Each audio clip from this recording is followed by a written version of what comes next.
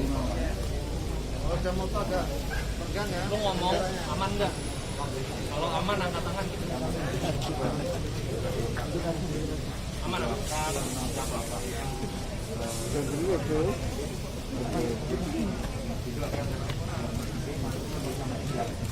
Baik rekan-rekan wartawan, Assalamualaikum warahmatullahi wabarakatuh. Selamat siang, Om Swastiastu, Namo Buddhaya, Salam Kebajikan. Saya Kapolda Jawa Tengah hari ini akan rilis terkait ungkap kasus dugaan tindak pidana pembunuhan berencana dan berantai. Jadi yang disertai dengan pencurian pemberatan yang terhitung mulai tanggal 8 setelah gelar perkara sudah kita bisa ungkap dan tetapkan tersangka. Jadi pembunuhan berencana yang disertai dengan pencurian pemberatan ini dilakukan oleh seorang atas nama Sumani yang sampai sekarang belum bisa diambil keterangannya karena yang bersangkutan sakit. Ini kita awali pada saat kejadian ini adalah tanggal 3 Februari kemarin, yang perkiraannya pembunuhan itu dilaksanakan pada pukul 21 sampai pukul 24. Saya ulangi, tersangka belum kita mintain keterangan, tetapi kita bisa menetapkan bahwa saudara Tsunami adalah seorang tersangka tunggal. Ini kita lakukan karena dalam 184 KUHP tidak perlu keterangan tersangka, tetapi hasil saintifik identifikasi telah membuktikan cukup bukti yang bersangkutan sebagai tersangka. Awal mulanya adalah berangkat dari TKP, di mana korban sebanyak 4 orang, ada ayahnya, ada istrinya, ada anaknya, dan ada cucunya.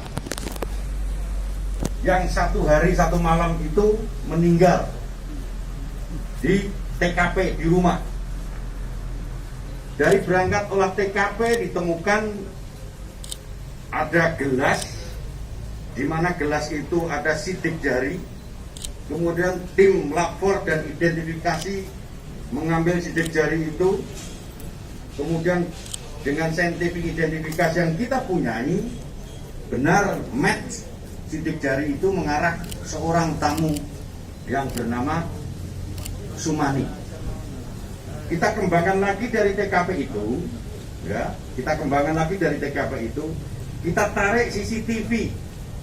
Jadi dari jam J hari H tanggal 5 itu diketahui dari beberapa keterangan saksi dan CCTV, kendaraan yang dipakai pelaku berikut pakaiannya match.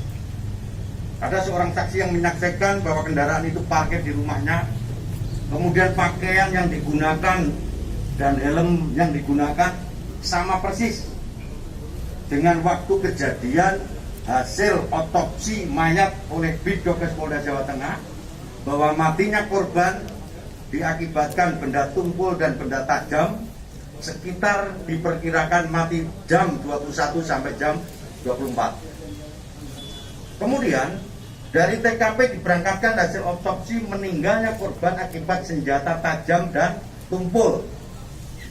Kita kembangkan, mengerucut, kita lakukan penggeledahan di rumah tersangka, ditemukan arit sebagai alat. Di arit. Jadi karena korbannya ada luka akibat senjata tajam, kemudian kita lakukan penggeledahan di rumah tersangka, ditemukan arit. Di dalam arit ini ditemukan darah. Jadi darah hasil lapor yang kita punyai di arit ini identik dengan darah korban istrinya, yaitu saudari Purwati.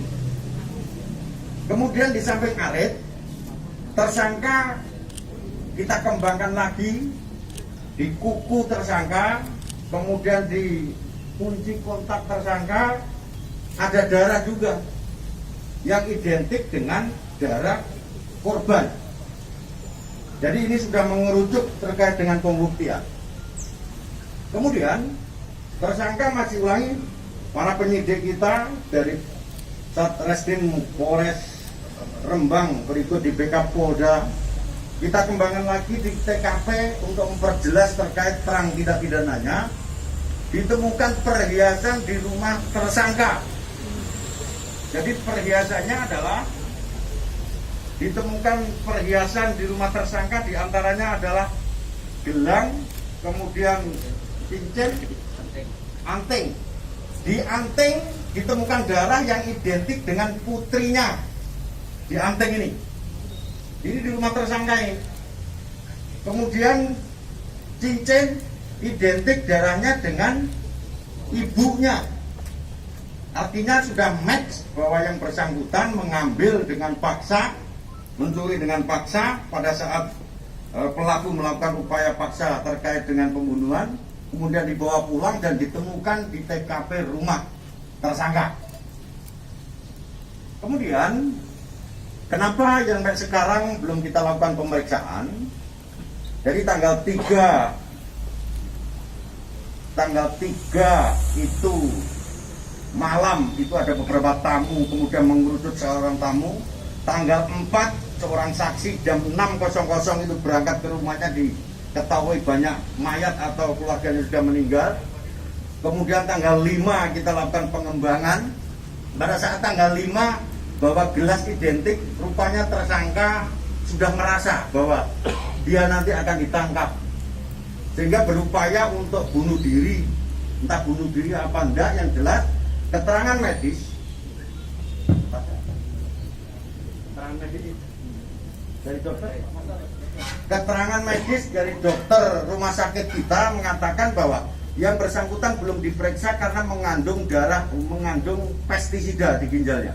Sampai sekarang masih belum bisa kita mintain keterangan. Jadi keterangan dari dokter yang bersangkutan belum dilakukan pemeriksaan karena mungkin berupaya untuk bunuh diri. Sampai sekarang masih dirawat di rumah sakit tersangkanya. Tetapi kita penyidik sudah bisa menetapkan tersangka berdasarkan persesuaian bukti, barang bukti dan petunjuk yang menguatkan dengan beberapa keterangan ahli, baik surat maupun keterangan ahli kita lapor dan Bidokes Polda Jawa Tengah. Demikian rekan-rekan sekalian bahwa terkait dengan kasus tindak pidana pembunuhan berencana disertai dengan pencurian kekerasan ini bisa kita ungkap pada saat ini.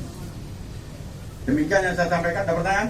Hubungan antara korban dengan pelaku dan tersangka sebelumnya sudah kenal motifnya dan korban. Ya. Hubungan dan Jadi begini, motif itu muncul kalau sudah dilakukan pemeriksaan kepada tersangka. Tersangka sampai sekarang belum bisa diperiksa. Karena itu tadi mau bunuh diri. Tetapi ada kata-kata bahwa wis ya wis. Itu di BAP awal, integrasi awal dari penyidik mengatakan begitu. Artinya apa? Bahwa di situ ada motif dendam tentang sesuatu. Jadi pada saat beberapa saksi yang kita periksa ada penawaran terkait dengan gamelan, dan korban telah menerima uang sekitar 15 juta kalau tidak salah. Jadi ada motifnya mungkin, karena tersangka belum kita periksa, motifnya adalah terkait dengan masalah uang. Dan dia kenal dengan korban dan tersangka. Baik, yang lain? Mungkin pokoknya saya Dimas Pak dari Menyingkap Tabir TV One Pak. Kecocokan saksi dan CCTV berupa apa saja, lalu bukti transfer 8 juta itu apakah ada di sini Pak? Gitu. Jadi begini, CCTV itu adalah jam J pada saat hari Rabu, yaitu pukul 8 bahwa yang bersangkutan keluar rumah, kemudian parkir jam 10 di rumah tersangka, kemudian diketahui oleh tetangganya atas nama siapa di situ, persesuaiannya, kemudian persesuaian yang lain, helm, kemudian jaket, kemudian motor, ini jaketnya, motornya itu, helmnya identik dengan CCTV dan kendaraan dan helm jaket yang dipakai yang bersangkutan.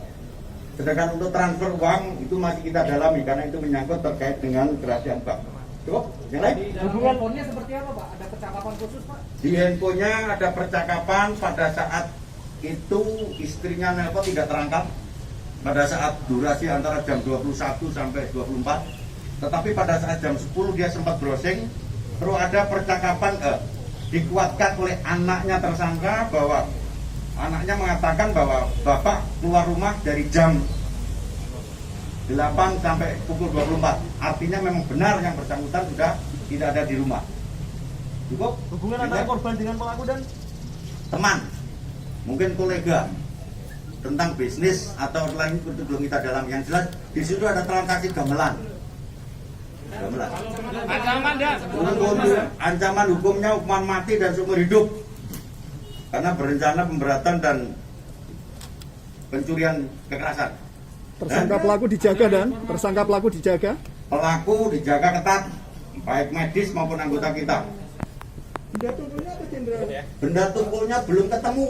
Yang sudah ketemu adalah benda tajam, karena benda tajamnya posisi ada di rumah ini. Dan ini ada darahnya.